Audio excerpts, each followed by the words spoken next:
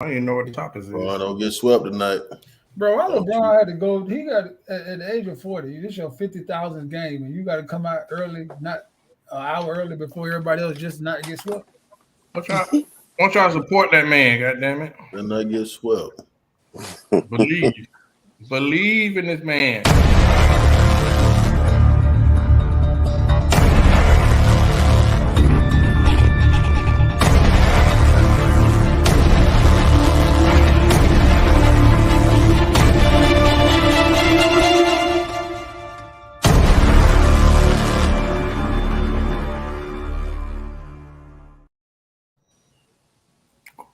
Well, excuse me tonight as I introduce and start the show while I partake of some of the finest fried chicken in South Florida.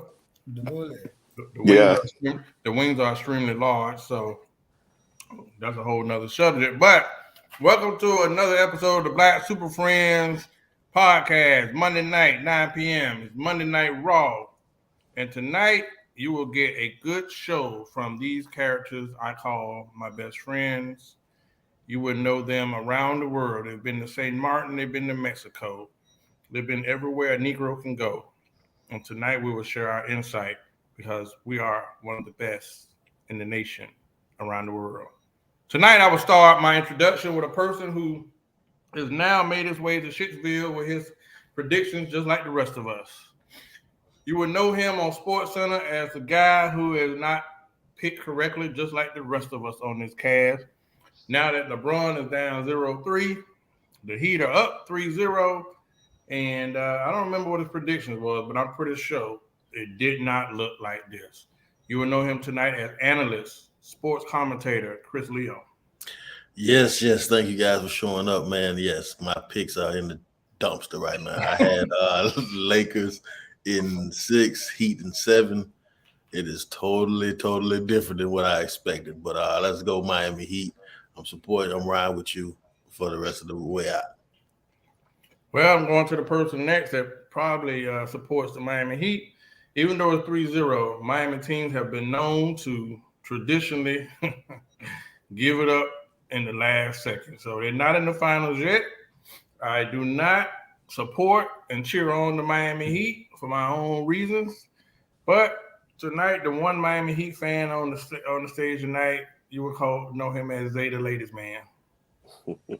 Well, we can't make you be right, and that's all right. Chris, welcome aboard. My Miami Heat prediction is right on, except for I didn't predict the sweep. I said 5. Y'all thought I was crazy. Okay. Denver Nuggets, I never seen it. I am actually ashamed of LeBron, but hey, I'm not a Lakers fan, so tough luck for those guys. Hoping the best tonight, but man, I am ashamed of them. Well, I actually did say that the Nuggets would sweep. Everybody told me that I was crazy. But I will take up for LeBron. The man is 45 years old and still playing better than most of the people in the NBA. And y'all critique him when he's going through adversity. LeBron, I don't know. People just don't value greatness. So next, I go to the person that they always say is the wisest on the show. They don't catch it when he goes off the rail like the rest of us, but they love him no less. Tonight, I'm going to go to the person that's going to give me some logic tonight on many topics. Tonight, we will call him the Super Mario Senior.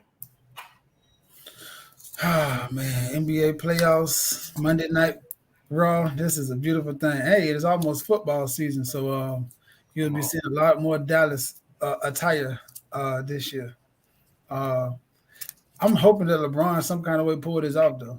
But one thing I don't want to hear is any kind of excuses about him and his age. He's been 40 all year. 45. 45. All right, before we go, man, what's y'all predictions since everybody in the crapper? I'm just saying LeBron, listen, man, y'all ain't even expecting to make the playoff. And he's right on the cusp of making the finals for probably the 8th, 9th, or 10th time. And y'all just don't appreciate such greatness, all right? All right, Chris, Leo, give me your predictions. I'm done with that for the rest of the year. I'm done with all predictions, man. I think that, but I do think I want to say it like this, man. I think that for those who pick the Lakers and Boston to be in the finals, I think that's a bit presumptuous. These are first-time head coaches in Missoula and Darvin Ham. And they're going up against pretty decent head coaches. Eric Spoelstra, we talked about last show. I think he's one of the greatest coaches in the league. And Mike Malone, he's had that team for the last 5 years, anywhere from first to third in the West, constantly in the playoffs, and he produced 2 MVPs back-to-back in Nikola Jokic. So to think that first-time head coaches was going to be able to beat them was a bit presumptuous. But, I hope LeBron can pull it out.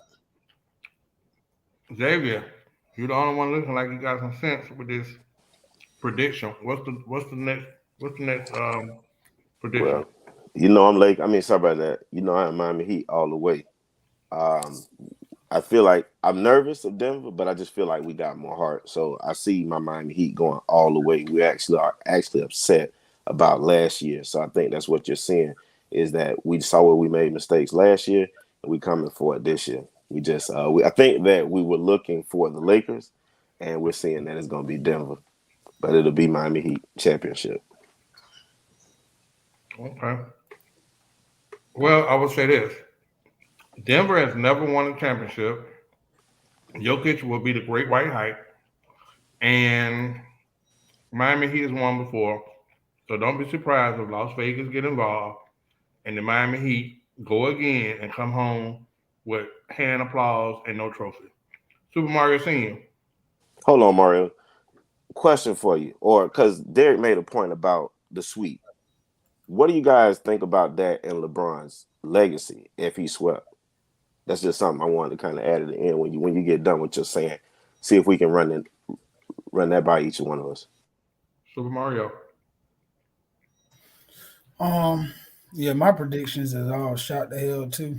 But I say this though.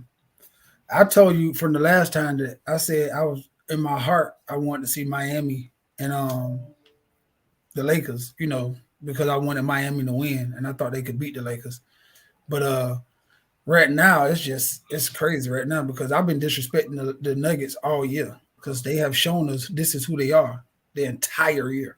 It's never wavered, never faltered. This is who the Nuggets have been the entire year. And this is almost going down to something that me and Chris is talking about is that we have an allure to see stars at such a high level that sometimes we don't really respect the game to say we're watching greatness just because they don't have a name attached to it. So shout out to the Nuggets because even though Jokic has 2 MVPs, he's still not looked at as one of the best in the league.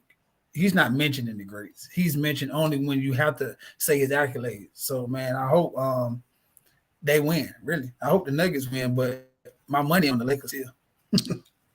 I wanted to say something about that because there was a conversation that me and Demario was having backstage. I personally like stars in my finals, but I do have a major respect for these 2 teams, the Denver Nuggets and the Heat. They're proving that you don't need a super team. They're proving that if you play together and you play hard and you play as a team, man, is the sky's the limit for you. So, although I think I like having, stars, but I'm very impressed by what I see, especially. Well, Chris, not to cut you off, I was saying this. I think the league labels stars wrong. What do you mean? I think right now Jamal Murray have shown you more than Jaylen Brown. Mm-hmm. I think Jimmy Butler have shown you more than Jason Tatum. So it's like that's why I'm saying I think it's disrespectful because I'm disrespecting them too because I feel what you're saying.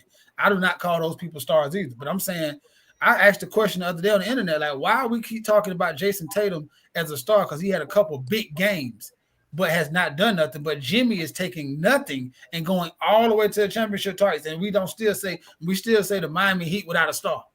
That's that's why I say it's almost disrespectful to say I want to see a NBA Finals without a star when it's clear that if the Heat and the Nuggets play, it is superstars. They just not league labeled superstars. That's what I was trying. You know what I'm saying? That makes sense. I was going to say that to this point.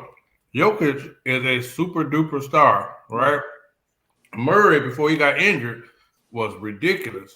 So I think sometimes we judge superstars on their marketability.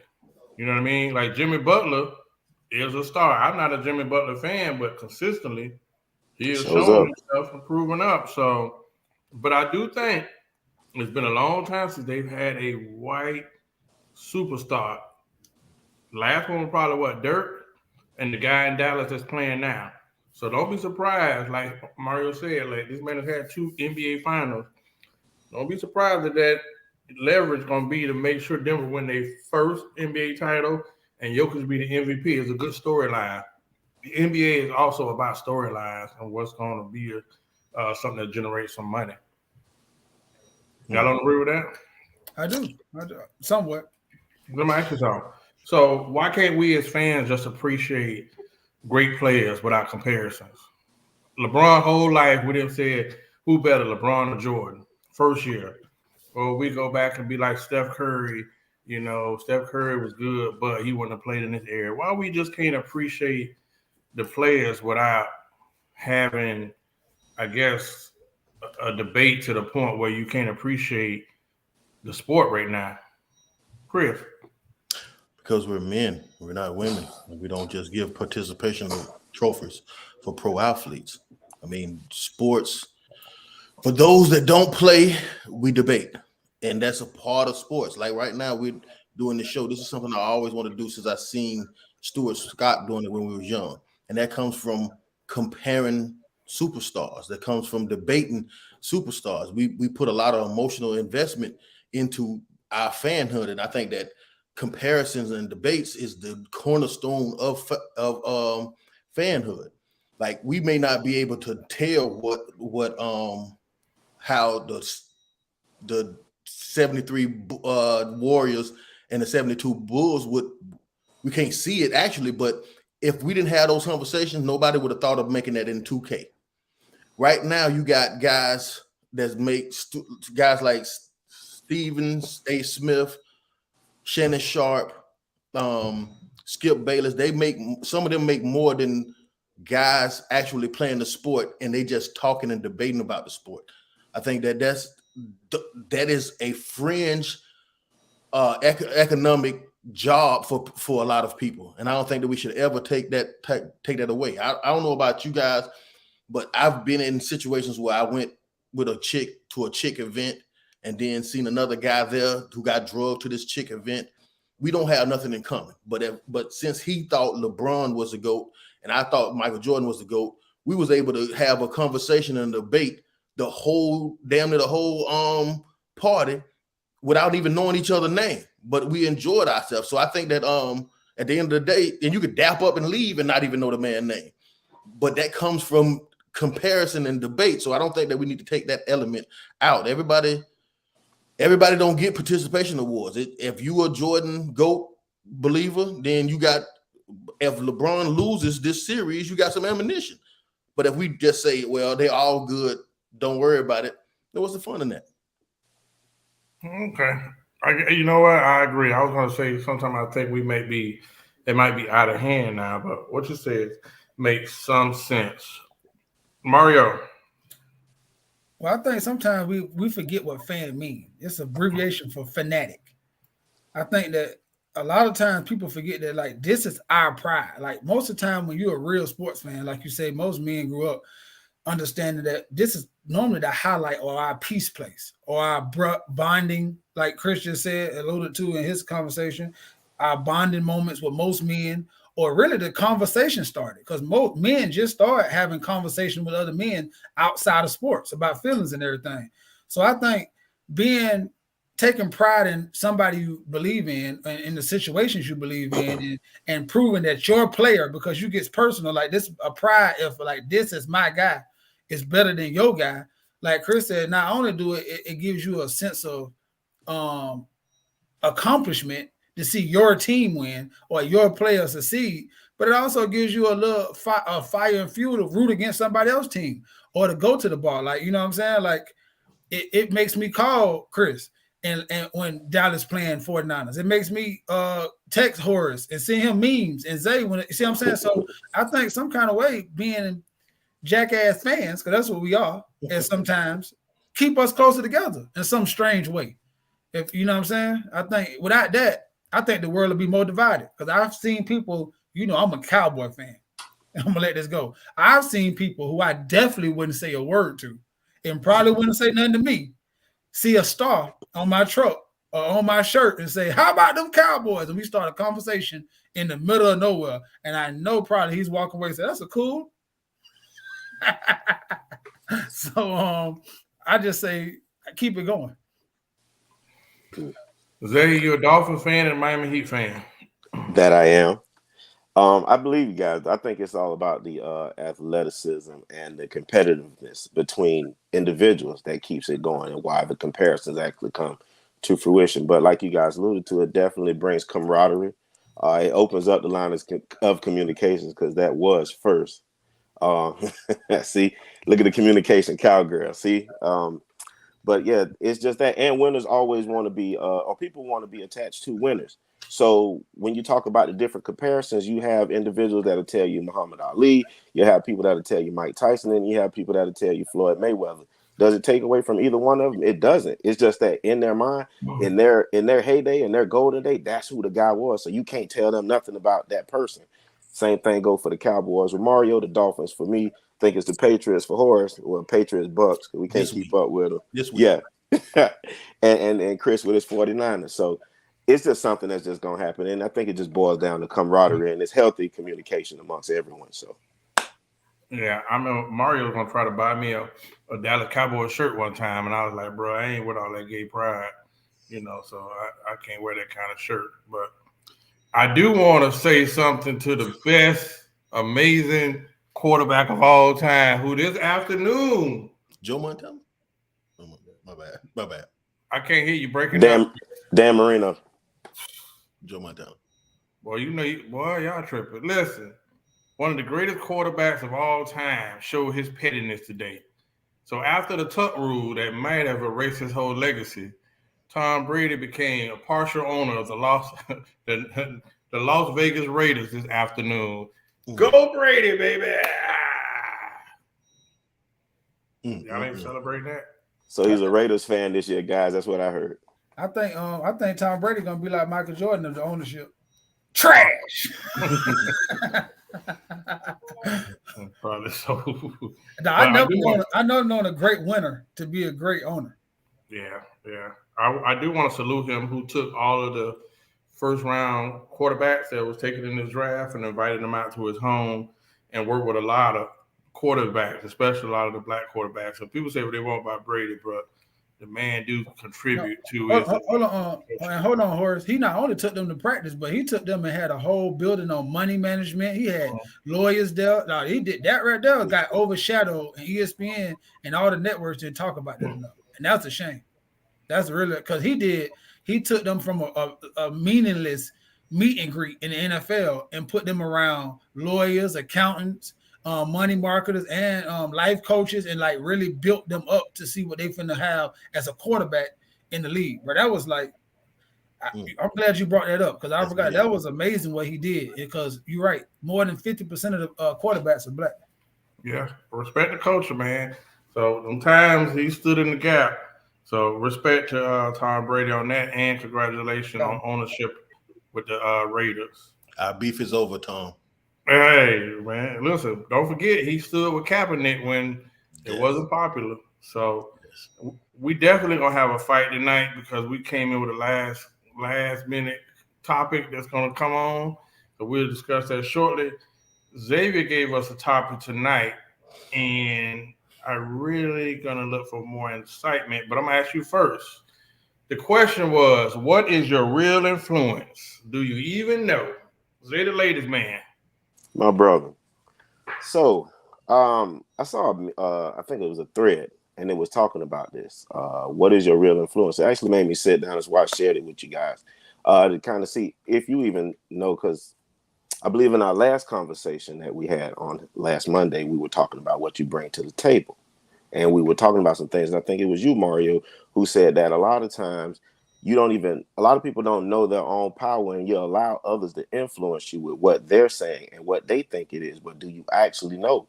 what your influence is, what it is that you really bring to the table, or to any situation. Because not just in a relationship setting, business, platonic, friends, what is your superpower?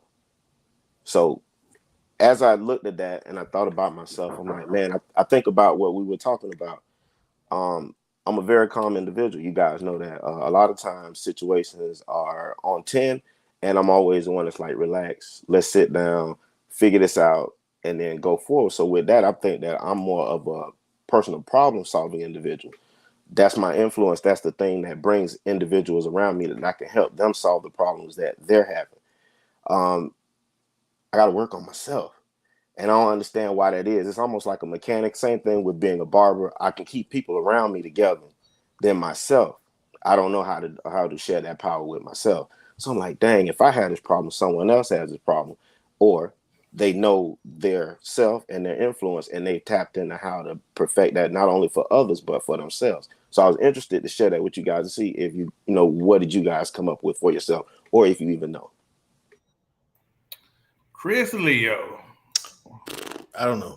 I was stunned by this question. Like, I think we answered something similar to this in the previous show, but I was actually stunned by this question. I don't know what is my influence. If I had to think, like, I would have to say, my maybe my daughter. She influences a lot of my decisions. You know, I pattern a lot of my life around her, and her opinions about things and our relationship. So as far as who else is influential to me, I don't know. I think I piece up a little game from everybody, you know. But that's this question actually stumped me. So I was looking forward to hearing what y'all said, so I can get a framework of what I should be thinking on this question. Let me. You know what I thought? I wanted to flip it because he asked, "What is your real influence? Do you even know?" And I think I have a gist that I can answer that. But I also think answering that about each other gives insight as well. So my real influence, I think, was trial and error. Y'all got to see things probably 5 years earlier, whether it was my failures or my wins, y'all got to see it. So, we could laugh about being a single, being a father and child support and all that stuff. Y'all got to see some of that stuff.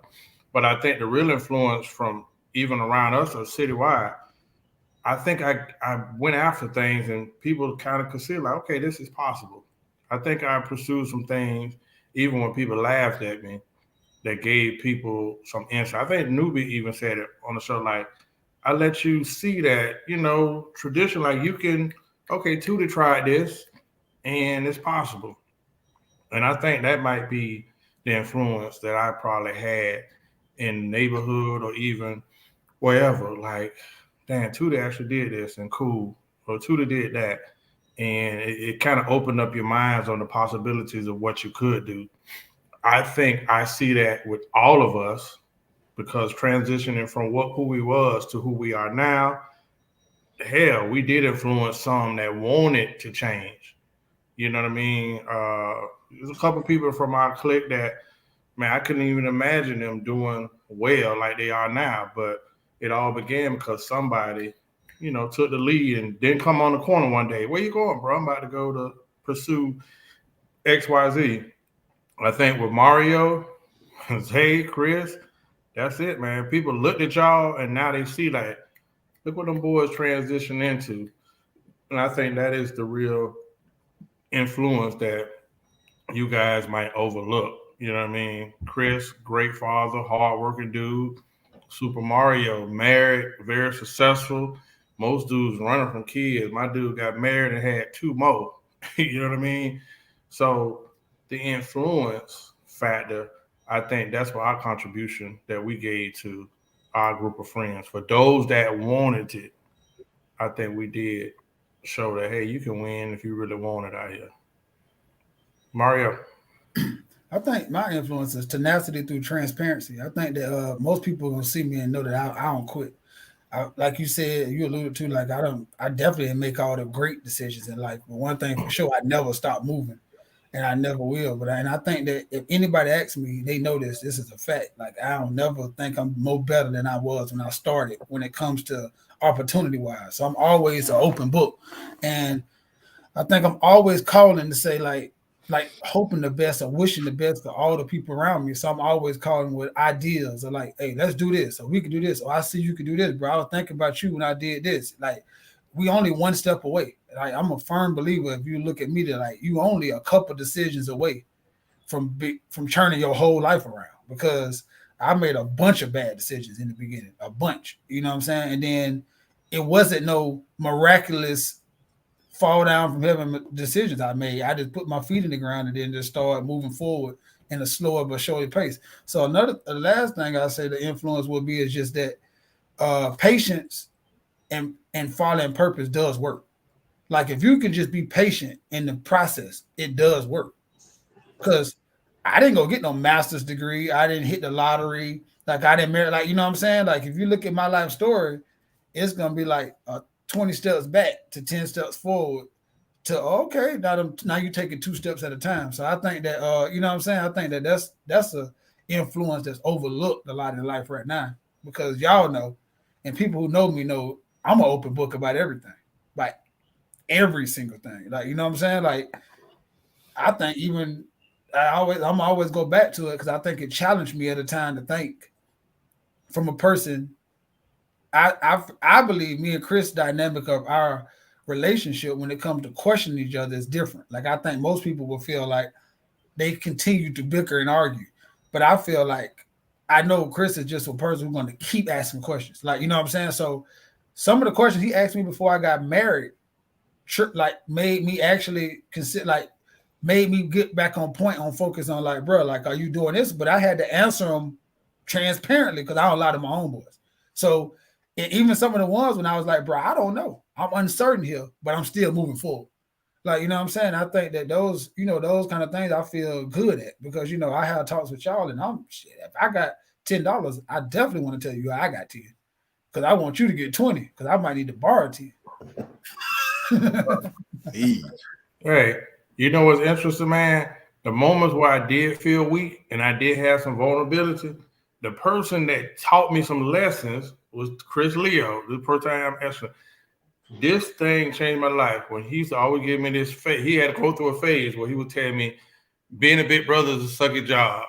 Whatever it related to what I was going through, he'd be like, yeah, it's a sucky job. You know what I mean? So they kind of fortified me to be like, as much as I want to whine, break, or cry when I'm going through something, Chris Leo be there, listen. And it was almost like an old man giving you that. Okay, keep going. You know, what's like if you don't do nothing, you damn sure effed over. So you got to get to it. And then Super Mario, all my life since I met him, if I said I want to do something, like everybody laugh, Mario be like, "Yeah, you could do it. Like, do it. Like, yeah, bro, I think you can do it." That has always been Mario. When I want to go on music, people laugh. Ha, ha, ha. When I say I want to do stand up, people laugh. Like no matter what I said I want to do. That's always confused me, dog. You the only person, the stand-up comedian, that don't want people to laugh at you. You're a dork, man. So you know what I mean? And even when I was doing wrong, like I told somebody today, our show is amazing because of our chemistry. You know what I mean? And that comes from all our trials and tribulations and all them stories. So I think that answers it good, Xavier. I just want to say this. You know, I think I admire, and I'm so transparent because I believe all y'all, especially like Papa, you know, people who not on here, Stormy Norman, like, you know what I'm saying? Me being a little younger than y'all, not by much, but I believe like all of y'all was so transparent with me. Like, I'm saying, like, really, like, bruh, this is what it is. Like, even when I might have came in naive sometimes saying, bro, that's what? No, fool. This is what it is. So I think that, you know what I'm saying? Like, and I think, no, and I really, really appreciate that because I'm a sponge. So as long as you just keep, like, you know what I'm saying, giving it to me, like, oh, this is what you should do. What you think about this? And I think that helped me become the person I am because people got around me, bro, and completely told me, like, yeah, bro, this is what I did. Well, you could have just kept that from me. Yeah. Like, you know what I'm saying? Like, at any point, I can go back in my life and the people who I still really have relationships right now, I believe they poured in me, even when they didn't have much to pour. They gave me what they had. It might have been wrong. They might have been right, but they was giving me all they had. And I respect that because, you know, where we from, you shut the hell up and you come up on your own. That's it. So I think, Chris, you said some points, but I think you still missed it. And probably I'll go over it with you a little bit because it was just a refining tool, I think, for us to kind of sharpen up who we are and just standing on what we are as men. So with the influential part, Horace said a lot. He was telling about that big brother, but you are. And that's what you've consistently been with a lot of us. Now, this is going to sound funny to individuals listening, but Chris is actually a voice of reasoning. Chris is not a motivational speaker. He's an irritational speaker. And it's funny because I watch him do it to you guys every Monday. Now, Chris says that thing that you don't want to hear, but it's probably the thing that you need to hear the most. And it's what gets your ass in gear. But I think he learned that by being a big brother. And that's the element or his level of influence that he brings. Even through basketball coaching with those kids, I'm quite sure you're not their best basketball coach, Chris, but they remember fundamental things that you've given them. And just like Horace said with the big brother thing, I think I was having an issue with something in life. And I remember to the T right now, you said, but Zay, what are you doing? Damn what everything else was going on. And what I realized is at that point in time, pretty much what I was doing was whining. So Zay, you're a man. That's what you were saying without saying it. And you gave me a proverbial shut the fuck up and get to it. And guess what? I figured it out and I said thank you and we went forward. But you got to start realizing that's some of the element that you bring to the table, that you have that cool, calm demeanor. Like we say, Horace says this. He gives you a scenario. We don't understand where Chris is going, and it comes right around to clock you right in the mouth. Bam! With reality. So that's a superpower, my brother, and I just want you to acknowledge that and put that badge right here and wear it like you wear a date doctor. Hey, shout out to Jamie Whitfield, who also Jamie LaCurtis Whitfield, who also listened to one of my stories and be like, damn, dog. And I just walk in the house. Well, so it's the funniest thing that you remember. That house Mario and Jamie and all I them. tell you, I had the strangest amount of friends, like, because none of y'all are like, and it's like I come to it'll be a meeting, a quintessential like gathering of the minds at my house, and bro, and I tell you those conversations, because it's like at least 10 people, but 8 at most, like at all times, like just standing there, and nobody agrees. Yeah. So it's like, but it's like 14 different points with 8 people. It's like, man, then it's like the most unconversational group of people. Man, shut the hell up. What are you talking about? That's stupid. I'm talking about it's like but then everybody leave. All right, see you tomorrow. We go in the house. I think that's a lost art too, man. Too many people fall out over conversations, and it's like, I'm not mad with you forever, nigga. I was mad with you last night. I thought what you said was stupid as hell. And that's a lost art amongst the kids that's coming up today and the men that shows too, man. They can't even golly, have a disagreement like we were talking about as fans. They want to shoot, fight, and everything else. Good God. Then I went right to Orlando with Chris, and then it was all that again, the same thing again. It's like another 10 people who nobody thinks alike, and then it's always just like, boy, it's just weird. I love it though. I love it. Iron sharpen iron. Yeah. Can you put up Derek comment? Derek, don't worry about it. A couple shots of penicillin and some antibiotics, you'll get it'll go away. Don't worry about that shit. Yeah, Mario. I tell you what, all those conversations was the perfect storm. Both Marios were debaters. Goddamn, Pac-Man was gonna put some gas on the fire. You know what I mean? That's every character. I know we don't want to beat this subject, but you know it used to be the funniest thing. I'm gonna let it go. Dog, we would be in the middle of an argument. Everybody. I'm talking about Papa, Pac-Man, Mario. We all out there. Zay, Norman. I'm talking about the twins come down the street. Chris, when he said everybody in the argument, there's somebody who didn't come, who not from over there, come over there and try to agree with somebody. That everybody turned on them. Well, laughing too hard. Hey, you laughing too hard. What? Like, oh Jesus! He just walk home. Or want to fight. Yeah, every time, dog. I remember, dog, you just let it go. I talked to Prentice, little son. I know this is a good out thing. And Prentice come down the street, dog, one day. Man, I ain't with all them jokes. And nobody wanted no smoke with Prentice because he was the biggest jit. Hey, as soon as he hit the corner, man, I ain't with all them jokes, man. Oh boy. Now that's fun. Hey, you know what? Shout out to Prentice too, man. I talked to him. He's on third base. He coming home. I was talking to him, man. His head is in a good space. and he was thinking about some things. He was a forward-thinking young man that came from our street that, again, we were influential to. He talked about that so much. He laughed and he talked about the fact that he came from this 30th Street, and everybody thinks that the other side of the tracks where he, did his thing is where he originated from. He like, no, I always been 30th Street all my life. Y'all taught me some things, and me and Norm were like, well, dang, we were just doing what others did to us. We didn't even really think of it like that. But that was one of the things. He said, man, y'all sure got me ready for jokes. Because, boy, I don't know. If I wouldn't have grew up over there, well, a lot of people's ass would have been beat. Man, just hilarious. Shout out to that brother, man. Listen, this is going to be a lightning round question because we added a topic tonight, and I think we definitely going to have a fight because Super Mario Sr., we had to hold him back before the show. So I'm going to do the lightning round question because this is a question. Would you rather have a relationship or be married to Savanah James or Gab Union-Wade? Listen, I don't know how this is a question, but I got a feeling you'd be surprised if you put this in a poll, how many people would give you some interesting questions. Zay. My brother, I'm not a Gab Union fan. I'm sorry to alarm y'all. Oh well.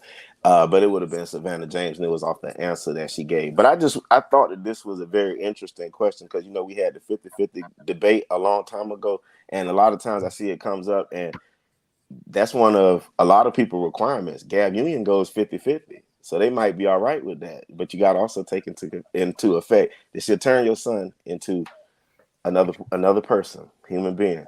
And you got to be all right with that. So, and that I wasn't. So that was my non-negotiable. So I like the way Miss James was talking a whole lot better. Maybe I'm bad. Maybe I didn't set that up right. So you got Savanah James, traditional wife, mother, homekeeper, very humble, not really in the limelight. And then you had Gabrielle, who's the ride or die mate, put a strap on your mate, not conventional. You know what I mean? Just new age, kind of chaotic. So that's what I should have said. You know what I mean? Chris Leo. Well, to me, I don't know neither one of these women personally, and I try not to fixate on other men, wives. But surprisingly, I think I'm gonna have to go with Gabrielle, and pretty much because I don't know nothing about Savanah James. I know more about Gabrielle now, and instead of trying to focus on the bad parts, I'm gonna focus on the good parts. I don't know what it feels to have. I say it like this: transgenderness is new to me. It's new to me, so I want to know how it feels to have a son, or I would know how I feel to have a Zaya in that situation, and I would like that my wife would be totally supportive of it. I don't know the backstory in that, but I think she looks like she's very supportive of it. Dwayne Wade came in with children and baby mama drama, and ex-wife drama, and that woman who to the most of my opinion, my thoughts, she don't have a child. She supported that man through all of that, through having baby mama drama, having kids, and all that other stuff. She seems to.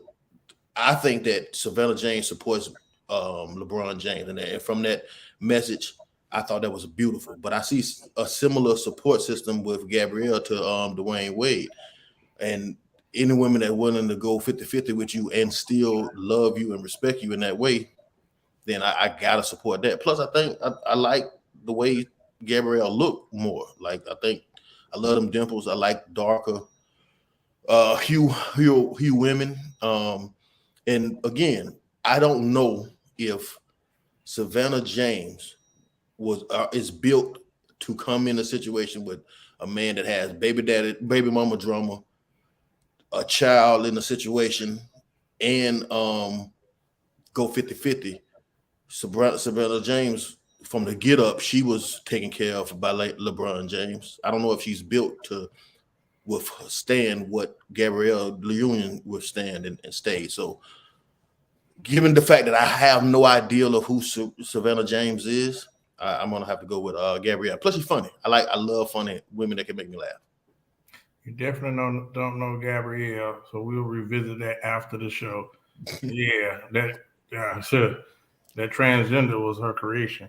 For me, my answer is easy. Savanah James, woman naturally gorgeous, humble from the outside. This is what we're going on. Hey, takes care like a mother. Doesn't need the limelight. When she made a statement, she was like, "I just want to focus on being a good wife, mother, etc." Uh, so the Gab Union thing wouldn't be for me as far as characteristics wise. I know she's involved in a lot of stuff, very progressive, like feminist type things. Another thing, like pushes a lot of that feminist stuff, but you're married, so you got a husband, but you out here pushing a lot of chaotic stuff. That's a no for me. So it's easy for me. I would take a Savanah just because she's family oriented in a traditional family setting. But I see what you're saying though, Chris Leo. Super Mario. It's crazy too, because I hated to have to do this, but I gotta agree with old Christopher Robin right now. Only because of this. Hold on, what both of y'all two broke up and said was amazing, right? And I agree with that too. So I'm talking about the premise of a woman like Gabrielle, because her personally, I wouldn't want because of the issues that Tootie just alluded to at the end. That I don't like that. That seems like hypocritical to me for you to be in a structured marriage and then push femininity. Like, right, I don't understand that, right? So, but I'm saying I believe Gabrielle is a fighter.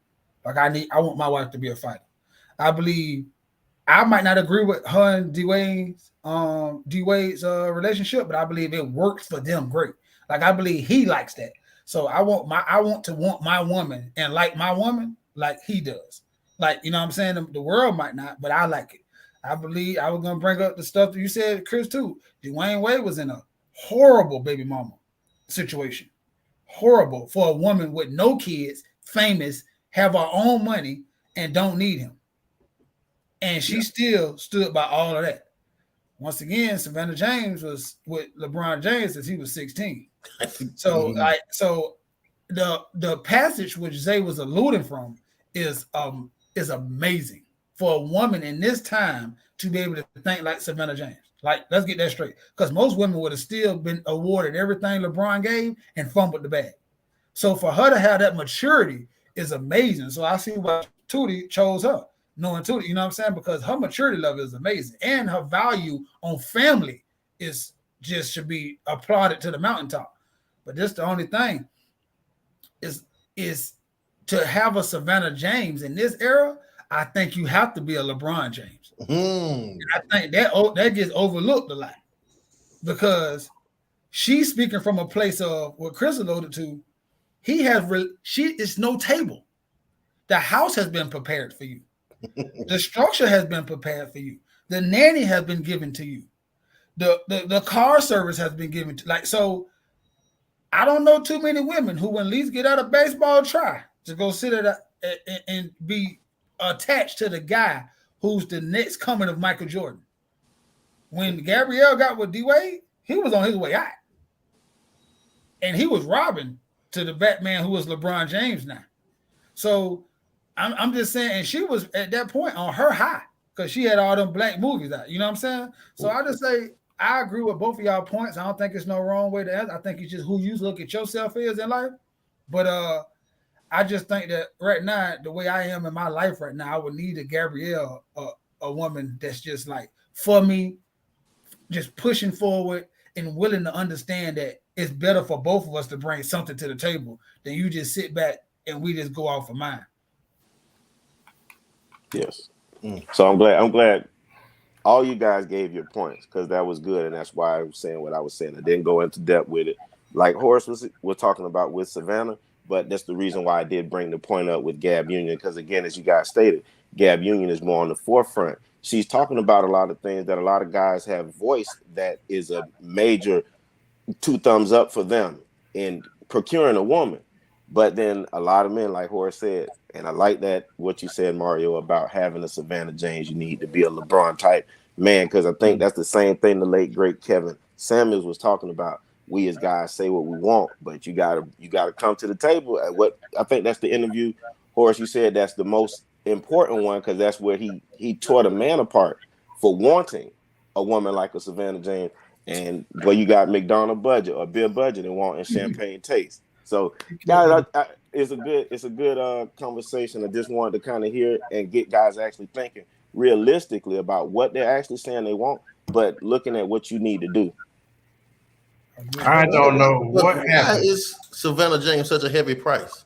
Like, why do we have to sell ourselves to one of the greatest basketball players ever to just get cooperation and want to stay with me and have my children?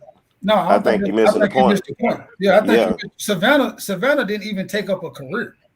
Like I'm saying, in order for you to have your wife to be at your beck and push, like her career was her family, then you're gonna have to pay for something. Like Savanah never looked at a bill.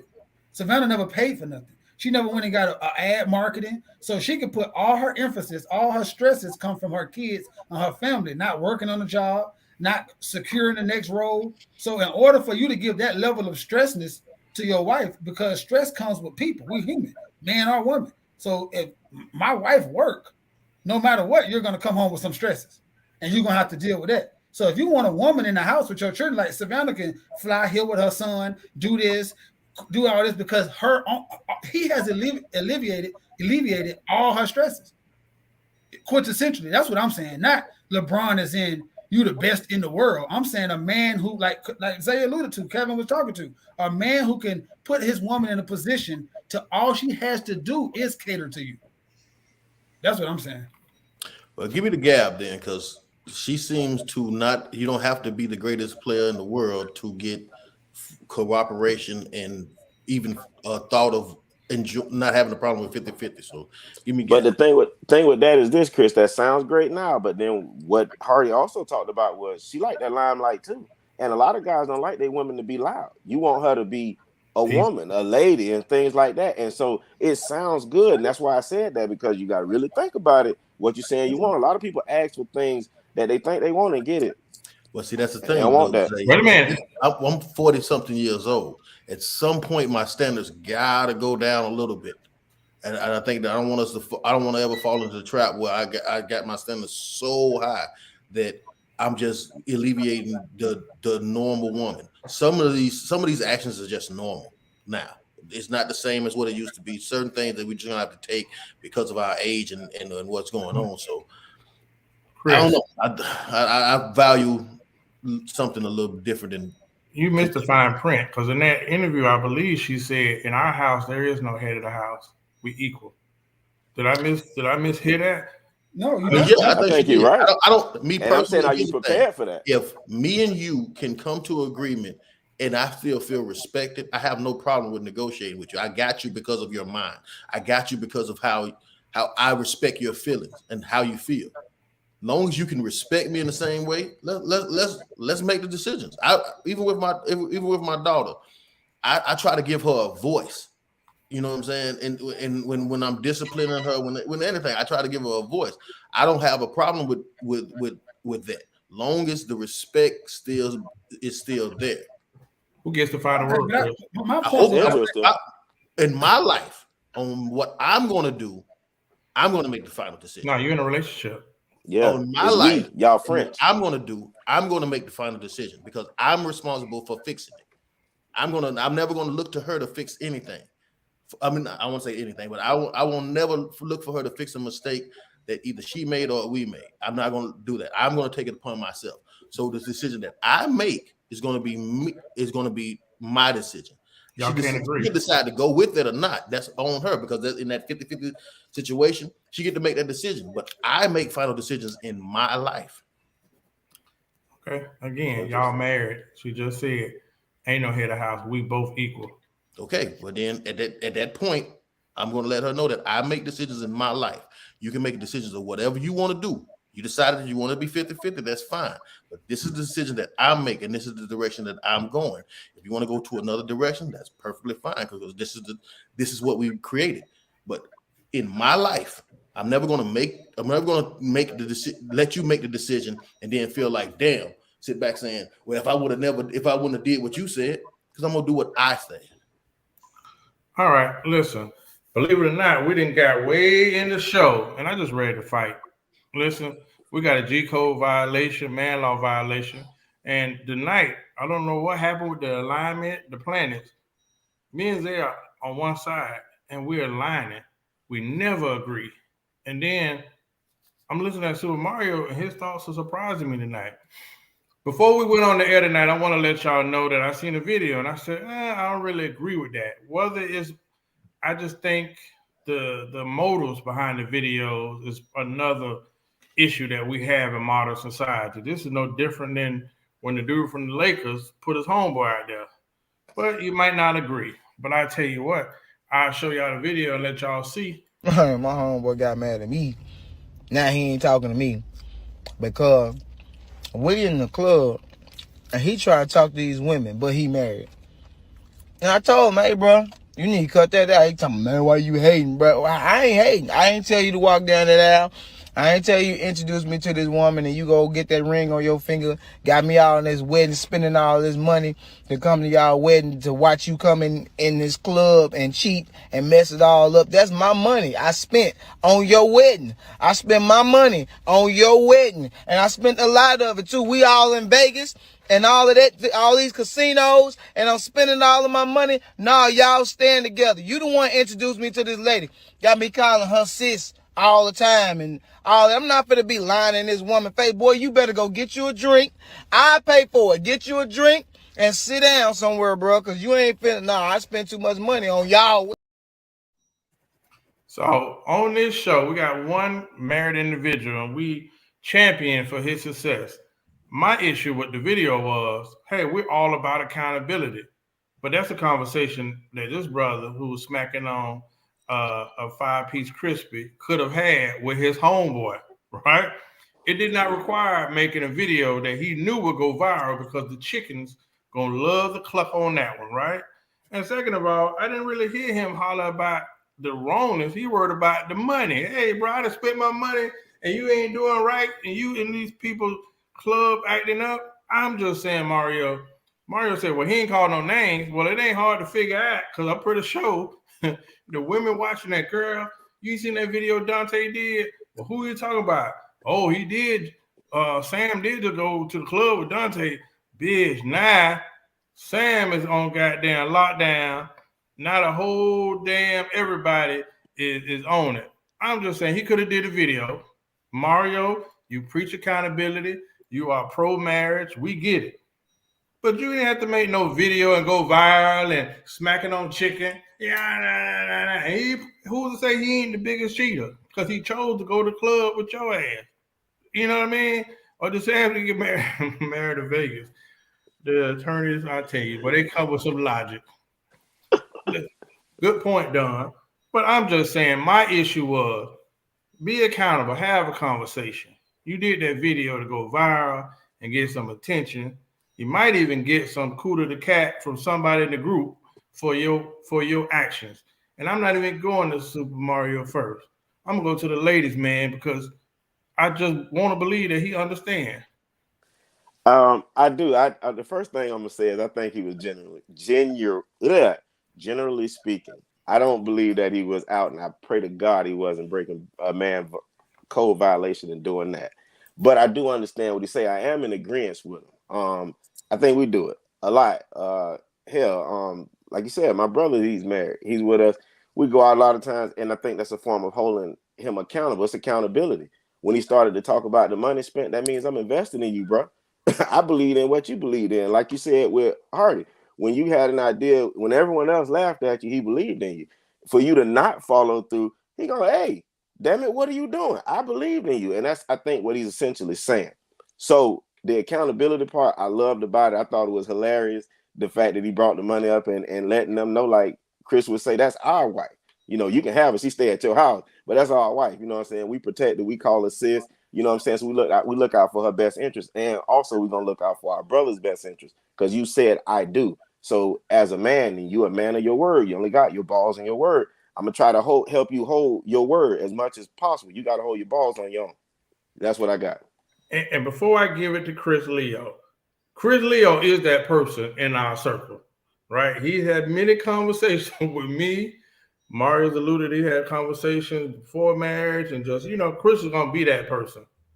So, I know Chris I just don't agree with putting it out there for the universe because it seems like different than Chapstick Charlie, the dude that do them other videos. But I digress. Chris Leo. I'm a big proponent of this. Like, completely. Every time somebody get a lady or get engaged or something like that, I tell you, last thing to be is a bad husband. I'm not, and again, I can't stop you from doing nothing. I'm not gonna stop you from doing nothing. What I ain't gonna do is participate.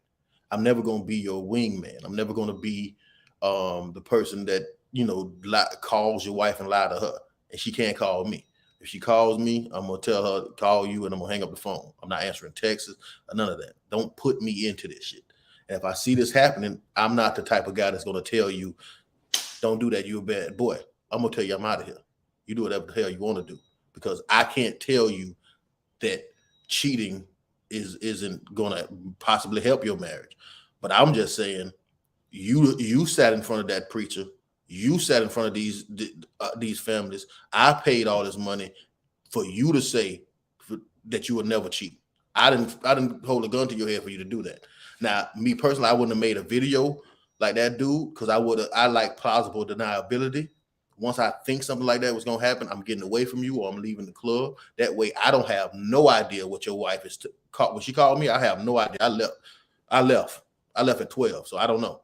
So you know what I'm saying. And that way, because I feel how you feel with the getting close with the wife. Like I'm very careful on that too, because I don't want to be smiling in your face and then you're a real friend stabbing you in the back. So for me personally, I wouldn't have made the video. But if he's one of those guys that's firmly stands behind that, I don't think that's something that we should clown, because that's something that man's firmly stand behind.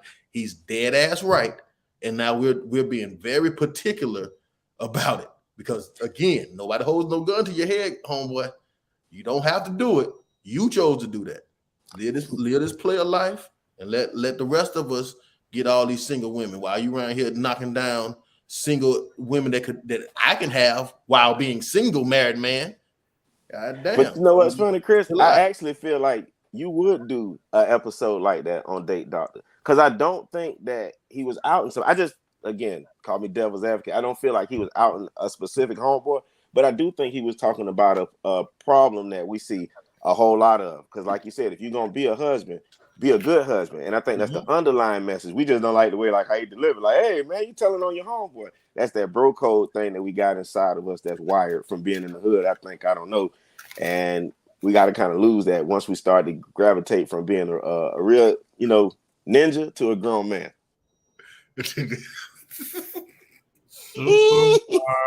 Penicillin. Columbine lotion. Well, this was right up somebody's alley, and I know this eulogy is going to be interesting. Yeah, I just don't like the presentation. We don't like it when Chapstick Charlie get on, and I hate all his videos. I'm just going to start getting under every video he make. I just said, you don't have to make a video. And yes, it didn't seem like he was just hypothetically talking about somebody right now is explaining to his wife, I don't know what he's talking about. I agree with that point. Let me start by saying that I totally agree with that point. But I'm gonna throw something else at you.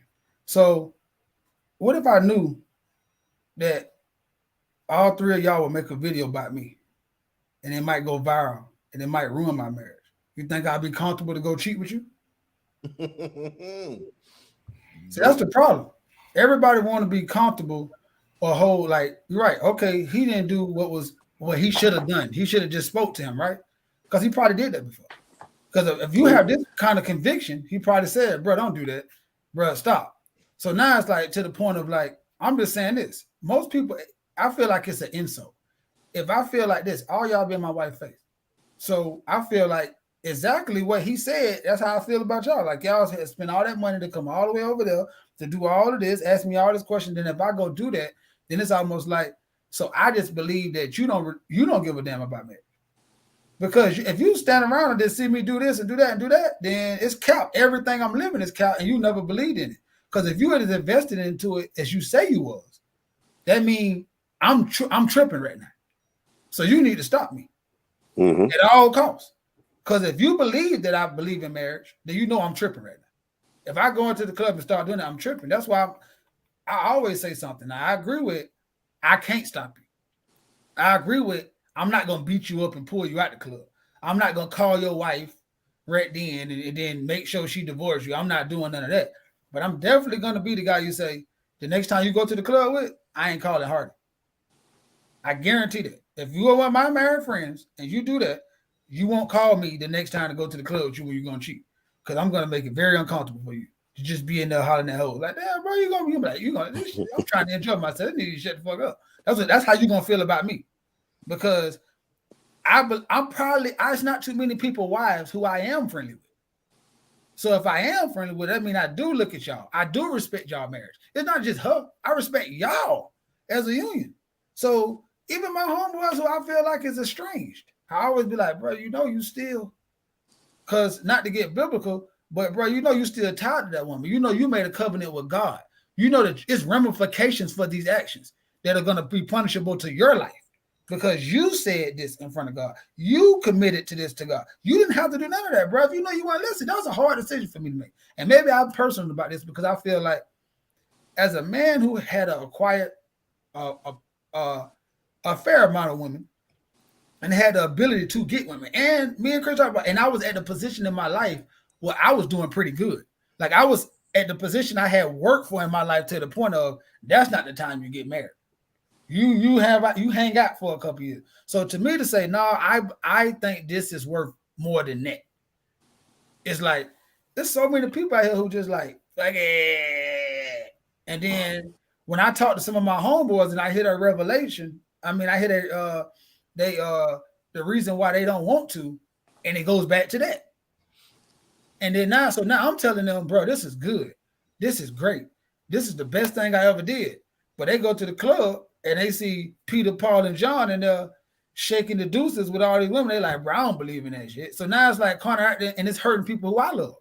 Because I believe in marriage. I want to see all my homeboys married and happy. But I'm in with this. But I do agree with Horace on the fact that I did not hear him speak greatly towards the amount of how it was hurting them and more about how it was hurting him financially and everything else. And I think that part right there would make me lean on Horace thing of you just did this for attention rather than, even though the message is right, I think the intent was for intention. So that's why I said I had to begin and I'm in with. I do agree with Horace on it's not even that you couldn't did the video, bro, but I believe like you did this video for you, not for them, or not to bring awareness to them, just simply because you was upset about this situation. You know what, Hardy? You talked about something before, and I think we glazed over though. We said that we were gonna have our brother Jarrell come on, or maybe even artists to highlight that, maybe even Pastor Jamin. But what you're talking about is that transition, like I was saying, from being a real ninja to a grown man. And I think a lot of us, I was having a conversation about that this week, a lot of us as men get lost in that transition. Like we know how to be players, like you say, go out and still do the same thing, but then you don't know how to be married properly. Because then when you're married properly, some of them, the ones, like you said, Chris always talks about the bad relationships that we've seen, marriages, they still doing the same thing they were doing. They're creatures of habit. They're doing the same thing they were doing before they were married. And then what's happening is they're getting a pass because nobody's holding them accountable. And I don't think that there's enough men talking about what it takes to actually be married properly. So you don't have guys having to go off on a rant and having videos like this that's going to detest some of us. The way I look at it like this, I stay out of it simply because I don't want the hypocrite meter to go off. Like I'm the last person. I know, and my homeboys know I'm the last person to be talking about some don't be cheating. I've been president of the Cheaters Club. You know what I'm saying? So it's hard for me to just look somebody in the eye and just tell them not to cheat. Well, but they might need to hear from you though. They might need to hear. You need to grow up. You need to grow up because you'll tell a kid not to sell drugs. Even though you did it before. That's what I'm saying. Like in wisdom comes knowledge. So for you not to impede knowledge is withholding wisdom. So if I think that selling drugs can produce going to jail. I've seen so many marriages survive off a man after marriage. You also seen deaths, child support, divorce. I'm saying, like, I'm not saying forget the emotional part. I'm saying, bro, you can get caught cheating and lose it all. She can take you for everything. Never get married again. That's what I'm saying. You signed a contract, bro. That's wise counsel to say, bro, if you want to cheat, if you want to be a player, go ahead. Divorce her. I'm saying it's not wise, bro, to cheat right now. She can take you for everything.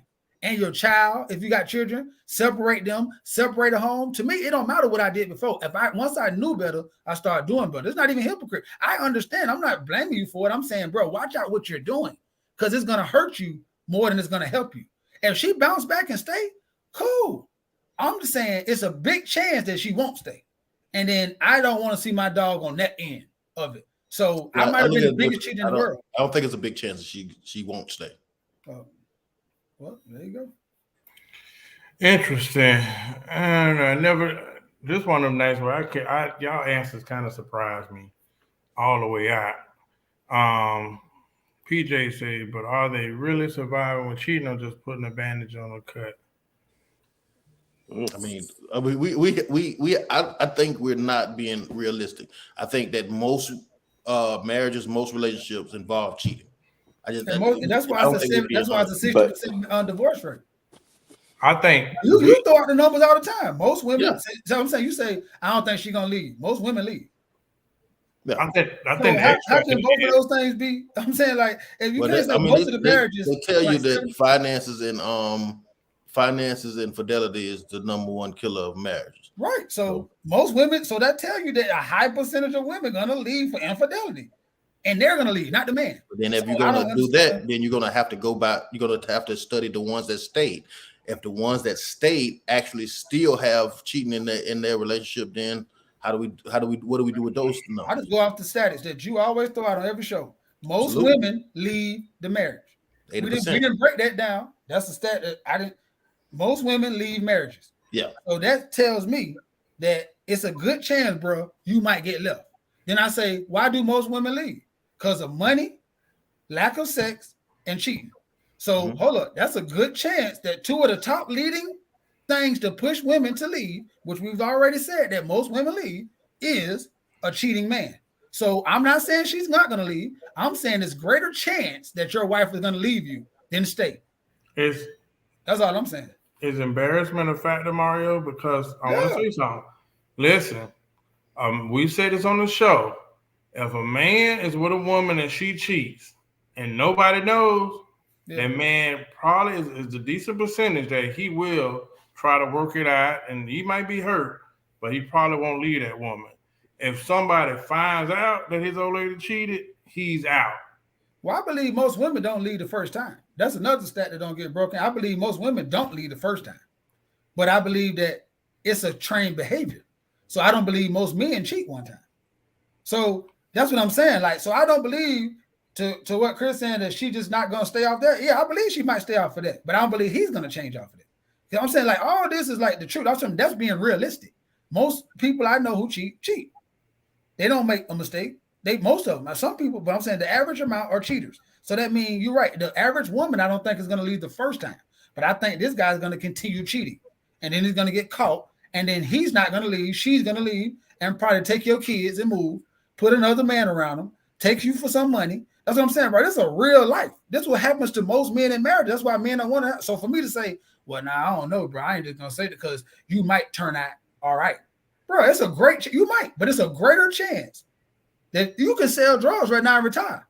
But I'm always tell somebody, bro, it's a great chance, bro, you might go to jail. I advise you not to do it. That's all I'm saying. I ain't, you know what I'm saying? That's my point. I ain't saying, because I feel you.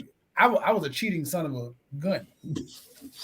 Well, I mean, I think numbers can work many ways. I think that if with a 70 to 80% divorce rate, that means that, you know, chances are great 80% of the time or 70% of the time she's leaving you for cheating. But then I got to also flip those numbers and say if it's a 20% success rate, I also believe that in those 20% that's successful, cheating was involved. I agree with that. I believe some dudes do reform. If a man cheats and a woman take him back, he might cheat again. But if a woman is done, that's when it seems like some dudes will reform and you get a better version. Once he think that he can't have you no more and you gone for good, I think the dude will reform. So there's a lot of I don't want to say that I believe that every time. I don't want to put the picture out that if you cheat, you done.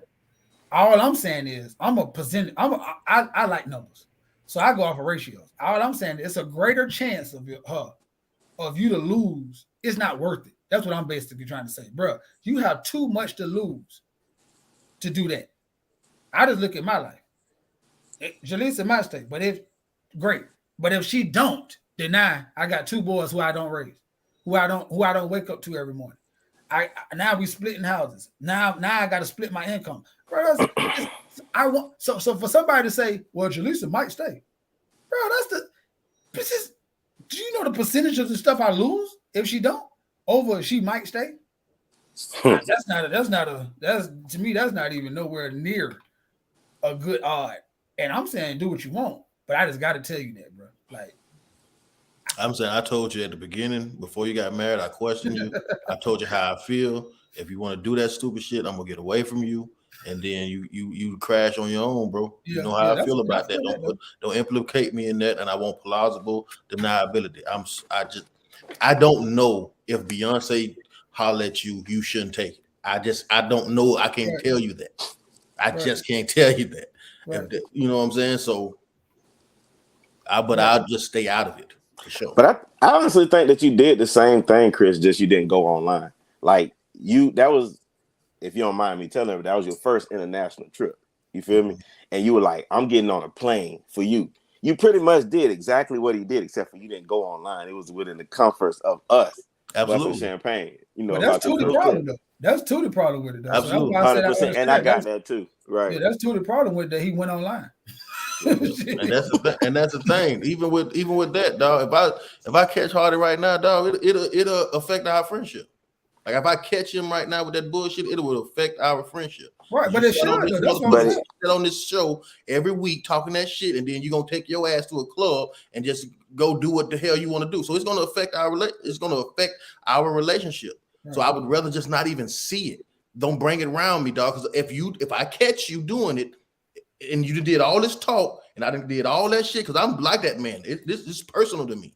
It's fucking personal, but I didn't want to go. I didn't want to spend I didn't want to spend that money. I ain't never been on no plane. I was nervous, goddamn hell, trying to go the whole process, getting the goddamn passport, the ticket, going to the goddamn what's it called, the customs and stuff. That was freaking me out. Then we go on a beach where the plane is like right here in front of your head, man. That whole experience freaked me out. And I ain't get to hit none of the bridesmaids. So imagine how I was mad about that, bro. That last part was your fault. Yeah, definitely with his fault. But you know what's funny though, Chris? Thank you for proving me right, because I just said that you would go on a date Dr. rant, just like you just did about the same thing. Because everything that he said was everything that you said to us. I just don't think you realize that. No, but I think the point is this: I believe every one of y'all to say something to me. Yeah, I think I'm gonna go back to. I don't think Tootie had a problem with what he said. I think it was how it was delivered. Yeah, because he put it on, because he did the pandering. He did the panda bear. Yeah, thing. Like like then he right. But we see now this what me and Tootie always argue on the back line with, right? Because I feel it's no rules amongst thieves, and I feel like in the dating world right now, if I panda bear and I hit 50 women and it's a joke, and and y'all know I really don't believe that, and it's fooling these fools, and they give me that draw, then my brother have found a niche. I can't hate him for it. Because one thing we know, panda bears is always, they never going extinct. Panda bears are never going extinct. So if you become a panda bear to get into chimpanzee panties, then hey, panda bear it up. Because I know you're going to unzip your suit and come right back over here with me. Because that's what I see guys doing. And I'm like, I don't feel bad for the guy, because I feel stupid. I feel like y'all actually still falling for this in 2023. I said this. That's why I tell people all the time, if you don't follow the date doctor, if you think it's going to make you have a lot of hoes, I cannot show you how to have a lot of hoes, because I don't have a lot of hoes. I can't show you how to get the baddest woman in the world, because I can't. What I can show you is finding out the woman that really likes you and maximizing on the women that really, really like you. I can't tell you how to do all this other stuff. You want to do that? Go to somebody else that may know that. But what I can tell you is how to target women that really like you, recognize women that really like you, and maximize on those. And I'm gonna say this too. And then this is a man versus man conversation. And then I just want to bring this up. I truly believe this. I believe my homeboys would check me faster than my wife homegirls will ever check her. Damn right. Is that a challenge? So no, I'm just being real. Like a lot of women gonna clap right now and be up in the audience, jumping up and down, but they know they homegirl. They facilitate the cheating for their homegirls. They get them a way out. They get them a call. They get them an alibi. Girl, you right. I don't like he better. Like I was that guy on the other end of so many of those. So people can say what they want, but dog, I ain't gonna lie to you, bro. I ain't gonna lie to you. No. I won't even send. I ain't even sending them big booty DMs from other women, dog. I won't even send him none of that. Like even if some of his throwbacks try to say, "Hey, tell Demario I said what's up," he'd never get that message. No, real. I'm just being real, and I'm saying, and I'm not putting me. I know my wife watching. That's why I said that to ruffle her feathers. But I'm saying in real, most people. Let me say this: I believe the people who came to my wedding, honestly, that group of people right there want to see us succeed on both sides. Like if you was there, you felt that. Like, you know what I'm saying? So I'm just giving her a hard time with that, right? Because her friends feel just like y'all feel about me. Her, like, you know what I'm saying? But I'm saying, you know what I'm saying? Like, we done been in situations where like a dude would be like, bro, you shouldn't do that. But then her homegirl would be like, and I'm saying I just got married. So I done been on the opposite side. I done been the one who they homegirl facilitating to get to me. So you're not gonna say, oh, this is not true. Yes, it was true for majority of my life. So this ain't just somebody told me out the sky. This was actual credited. Actual. I can ask God to roll the film and give it to Tootie. He can play these instances back with people when the girl had no out except for her friend, her trustworthy friend, letting her out of that situation. Because right now, if my wife homegirl come pick her up, I'm not. Where y'all going? How y'all gonna go? What y'all doing? I'm not doing it. Like she not doing it with me. You see what I'm saying? So that's the easiest way to get into them situations. But what if she dogging your homeboy? Because I just thought of that. Because I got these rules, strict rules. But if you dogging my homeboy, if you ain't respecting my homeboy, if you're not right, there you go. The gloves off. I don't know. Maybe I'm on the fence on this. No, and that's the point of. That's why I'm gonna stay in line. Me and my wife always say this. Them your homegirls, no matter what. Because y'all know this. I don't straddle the fence. some of y'all baby mamas are really close to me, and I'm always be like, well, shit, I'm still on this side. Like I'm letting you know, you can call me if you want to, but I'm making that known. He probably is fucking up right now, but I'm on the fuck up side then. You see what I'm saying? Because that has to be drawn in the sand. I'm gonna hold him accountable in our way. I'm not gonna help you justify his demise. Yeah. That's the difference. Me and Zay, Chris, or Horace got a problem with something, and I feel like Chris said it'll mess up our relationship. But that don't have shit to do with me helping you deteriorate your relationship. That's never gonna happen. Like me and Chris can have a fight in the club about him cheating, but I never come back and call you and tell you.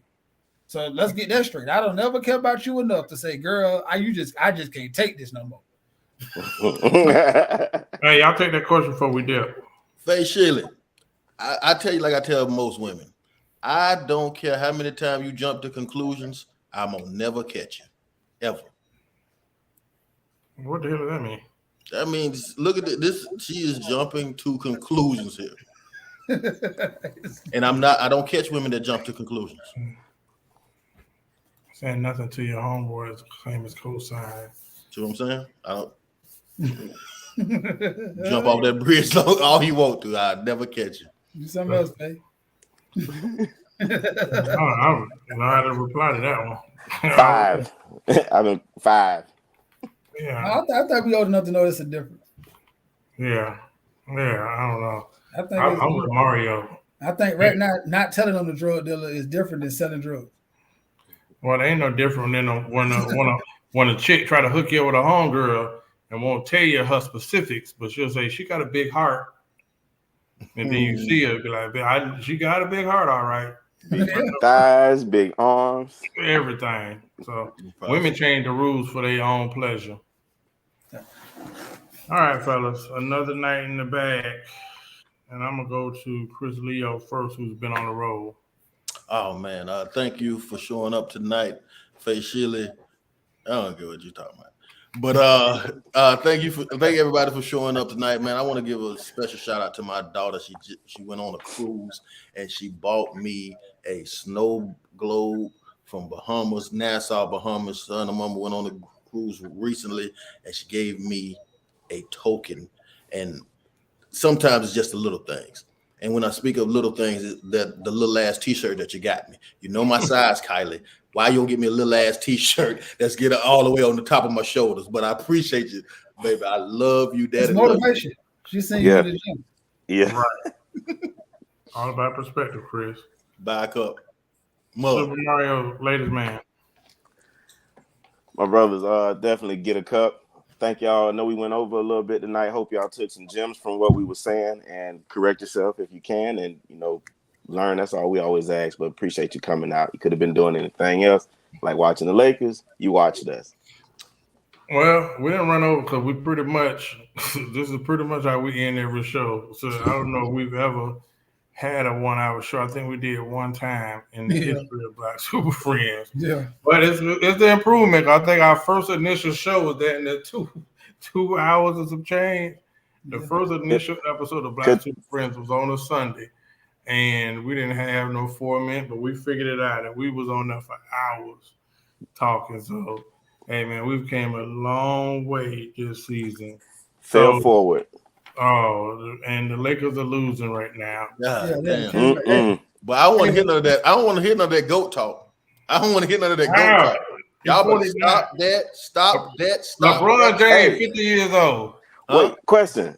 I said this earlier, but we never did answer. So if they get swept tonight, what does this do to his legacy? Well, for me, nothing, because he could never go past Jordan for me. So he'd always be number 2. So he don't do nothing for me. And that's he can't. It solidifies as number 2. I'm saying he was always that.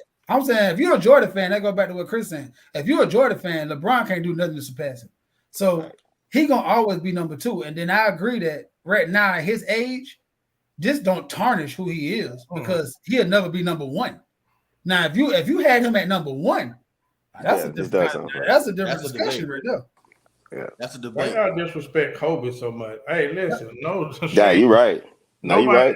Talks about like Kobe isn't that top conversation. First Kobe, of all, that dude. Shaq got 2 of them MVPs that when the finals MVPs when Kobe was there. Kobe only have 1 MVP. Period. Kobe and he not leading in no stats. Like LeBron is doing because stats wise, he Tom Brady when it comes to stat wise. That's what I'm saying. There was some great quarterbacks, but you can only talk about Montana and Brady because of the winning and the stats.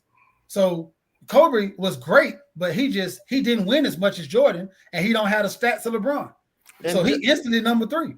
And Eddie Jones had him sitting on the bench for damn near the whole season. Listen. Kobe's in my top 5 all time. Oh yeah, I agree. He gotta be. He's up there with AI, but AI the same number 1 and 2. Kobe to me is number 3. And do you really think he could have did that at the Charlotte Hornets where he was actually drafted to? We'll never know. Well, we know this. I don't think LeBron could have got 4 rings staying in Cavaliers either. Chris. That's a good one. If he didn't come down to Miami, Wade. That's what I'm saying. So that's why I said nobody can surpass Jordan to me. Michael Jordan. Wait a minute. What does KD do without the Golden State Warriors? Absolutely nothing. He Charles Barkley's. Nothing. Yeah, don't deserve his work. And me and Chris talked about this. In Jordan era, nobody got 4 rings. Dude, man, something wrong too. I can't take it, man. Nobody got 4 rings. Steph, Draymond, and Klay Thompson have received 4 rings on LeBron's watch. I agree with Derek. Kobe is number 3. So, but is that Kobe the VCR or the CD player? Gotta be. So they after Panasonic and Sony? Oh, It's that's Samsung. all the cheese. Jack. Hey, Maria, what's your closing comments?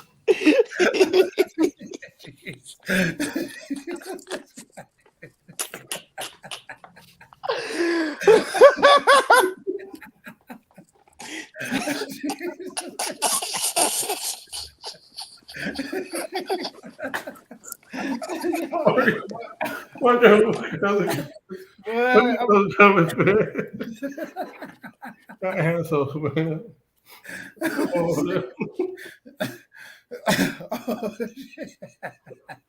We gotta close the show, man. We gotta close the show. Come on, man. Hey, Mario, what's your closing comment? Do you have any, Thank y'all for coming.